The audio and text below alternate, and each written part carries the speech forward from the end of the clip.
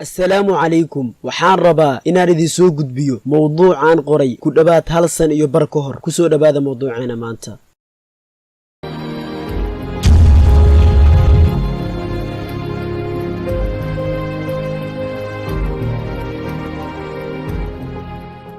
waxaa jirta su'aal inta badan dadku isweydiiyaan oo ah waa maxay guusha waa maxay qeexitaanka guusha marka hore ma jirto qeexitaan sax ah oo lagu qeexi karo guusha laakiin aan ku sheego hal qeexitaan oo suurtagal ah guushu waa inaad gaarto barta eeriyadaada ku tilmaamayso markaad ka sal gaarto duruufaha iyo caqabadaha nolosha tusaale waxaad rabtaa inaad noqoto qof barfasoor ah markaad gaarto marxaladda barfasoornimada oo aad barfasoor noqoto waxaad tahay qof guuleystay waayo waxaad gaartay barta eeriyadaada ku tilmaamaysay barta aad yooliyo hadaf ka dhigatay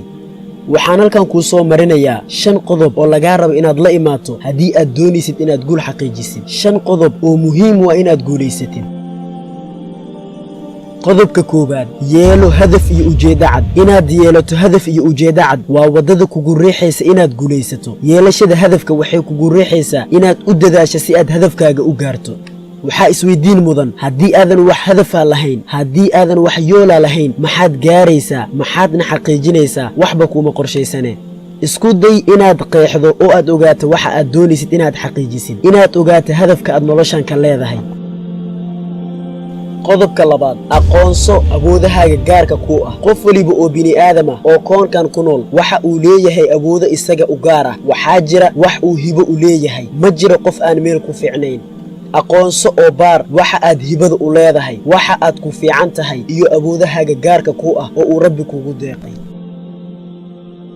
qodobka saddexaad ku dayo guuleystayaashii hore haddii aad ku daysatid dadkii guuleystay dadkii xaqiijiyay waxa ay doonayeen waa fursad dheeraad ah oo aad ku tusaaleyn kartid guusha aad doonaysid inaad hanato waxaad isweydiinaysaa adiga ma haysaa wadadii ay haayeen dadkan guuleystay kadib waxaad helaysaa jawaab waafi ah